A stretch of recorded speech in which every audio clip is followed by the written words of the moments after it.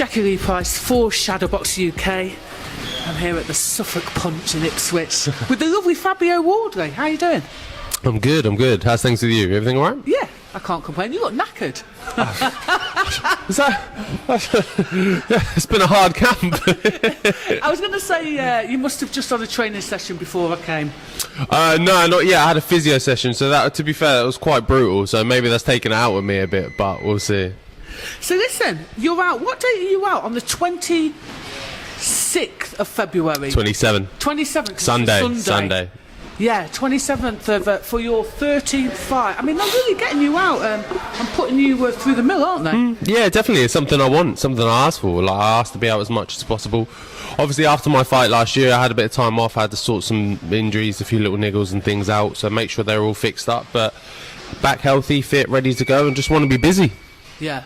Actually, you're quite lucky. I mean, they're really building a nice momentum. High KO rate, my dear. High KO rate. Last start against Nick Webb. Blasted out, I think it was in the first round, wasn't it? Do you kind of get to the point now? I mean, obviously, you've got an English title under your belt, but are you at the situation now where it's almost like a little bit of pressure, A, to get those KO wins under your belt, and basically to kind of prove yourself a little bit more because you did come from that white collar background? Yeah, I think the prove himself is the bigger one as opposed to the it's knocking people out. I think that's just an innate pressure that comes with being a heavyweight across the board. Doesn't matter if you're me or anyone else. It's just as soon as you're a heavyweight, they kind of expect you to finish up your opponents and get them out of there, really. That's what a lot of people are looking for. But with me being from a white collar background, that point to prove is obviously a much bigger factor for me, with showing that you can come from white collar. There's not just one avenue to go down to make it into the pro ranks and be successful in the pro ranks as well.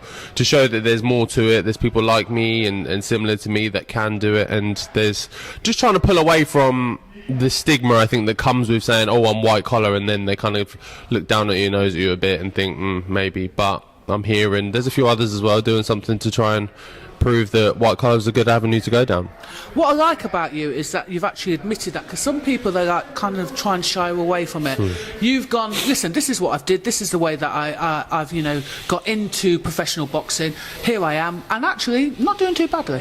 Yeah, no, that's the thing. I think I'd never shy away from it. I think if anything, I embrace it. I actually really enjoy it. So come from something slightly different and represent something slightly different, because especially here with Ipswich being a quieter place, a quieter town, there's not the ABA scene, where especially when I started wasn't particularly big, there wasn't much going on, and white collar was just what was available to me. So I want to be the one that someone can point to and go, actually, hang on, if there's only white collar available, but I can still go all the way. So Fab's doing all right, he's getting somewhere. I think, hang on, maybe I can do something here. So that's the overall goal, and that's why I try and carry it on my shoulders wherever. Well, I look at your career and I'm thinking about someone like Lawrence Okoli, who, let's be fair, I think it took him 4 years. He decided when he saw Anthony Joshua, he said, do you know what, I want to be there, I want to be up at GB. And then 4 years later, it's like, hold on, how did he do that? Do you know what I'm saying? So you are both really great inspirations.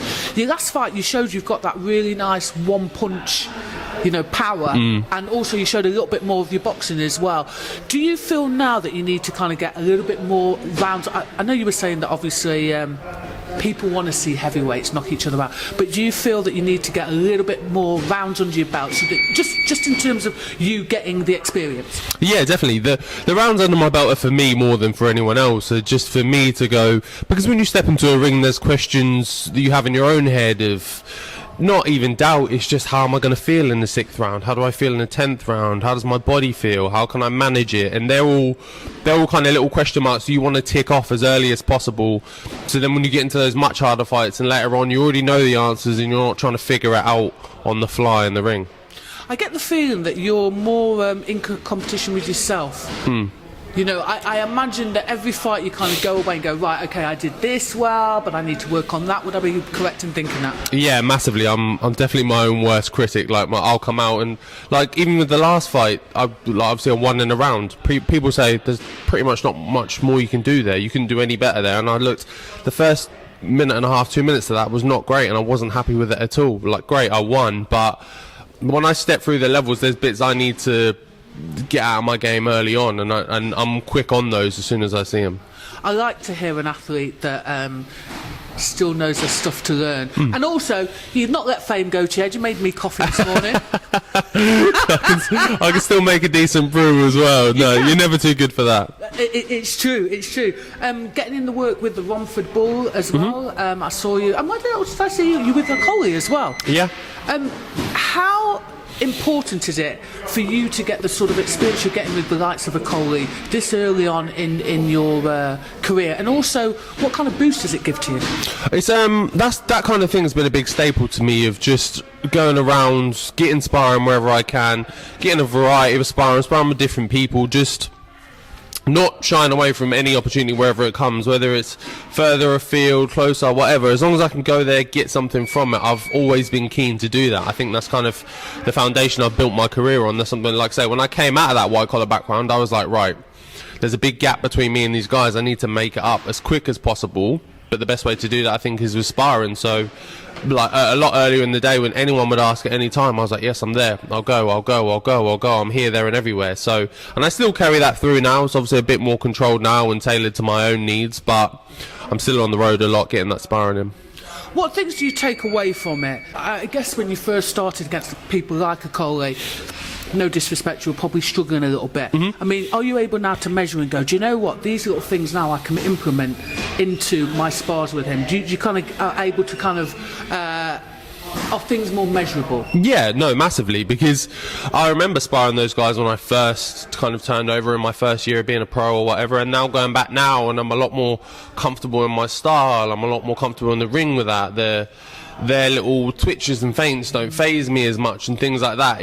You become just more settled into it. It's just muscle memory. You just learn and it's good, because when you spar someone a lot, not like Lawrence, I haven't sparred him, I think I sparred him only maybe once or twice, but someone like Dylan or Chisora, people that I've sparred a lot, I spent a lot of time sparring them, to then go away for maybe a year or two and come back and then spar Chisora most recently like I did before, I can feel them improvements. I feel more comfortable, I understand myself a lot more. So yeah, it's in their face. Not so much. I was definitely not with Chisora. There's pure aggression on his face. There's not much that changes there, but yeah, you feel it when you're in there. And lastly, you are now becoming, I guess, one of the most famous people to come out of Ipswich. So what do they call people from Suffolk? Are they Suffolkers? Yeah, I guess. I don't know. No. I think that's what they used to. Yeah. I don't know if I've heard that one. I don't know if I read that. But yeah, so you are probably one of the most famous. But I want to know, how well do you know other people of Ipswich, right? So I'm going to ask you a question. I was nervous there. I thought you were going to quiz me on like Ipswich, like history or heritage or something. I was going to be like... Then I thought I wouldn't put you under it. So, okay, first one. Which actor went to RADA and is best known for his role in Schindler's List and Harry Potter? Really famous. I should have a 10-second countdown. Yeah, no, I'm not going to get it. Pass. Ralph Fiennes. You might know this one. Which professional footballer went into the jungle after hanging up his gloves? You've got to know this one. Kieran Dyer. Yes, correct. Do you know what threw me is you said after hanging up his gloves, and I went, oh shit, did I say that? Sorry. So I was like, do you know what? I wrote that and that's actually not what I meant. But you got it anyway. As long as I got the right answer. You did. Which former 2012 Olympian participated in Strictly Come Dancing? Anthony Gogo. Absolutely correct. Which musician has sold 45 million albums worldwide? Ed Sheeran. Yeah, it's a classic, isn't it? Oh, Teddy. And which actress is one of the longest serving members of a popular soap in the UK? Popular soap in the UK. Coronation Street, EastEnders. Yeah. 10 seconds. I don't know. Peggy Mitchell. No, she's from London. That's the best one I could think of. June Brown. Dot no, Cotton. I wasn't good. Dot. I wouldn't have got it. But did you not? No, I wouldn't have got it. Okay, well, hopefully they know they'll know your name. Yes. hopefully, if you quiz them or someone else doesn't, they're going to pick me. So they'll know exactly who you are. Yeah. Listen, it's been great to speak to you. I'm really looking forward to seeing your fight on the 27th. It's because it's a Sunday. That's crazy. Yeah, no, it's throwing everyone. It's because obviously Sky have got their own big show with Josh Taylor on the 26th. So I think just to spread the views and obviously to help with boxing fans who want to watch both this Saturday and Sunday, which is nice. Double header of boxing, which is a nice treat. It will be, because I won't be leaving my house on Sunday, to be fair. I won't be leaving my house. But listen, it's great. It's been great to chat to you, and it's also been really good to watch your progression, and may it continue. Thank you very much.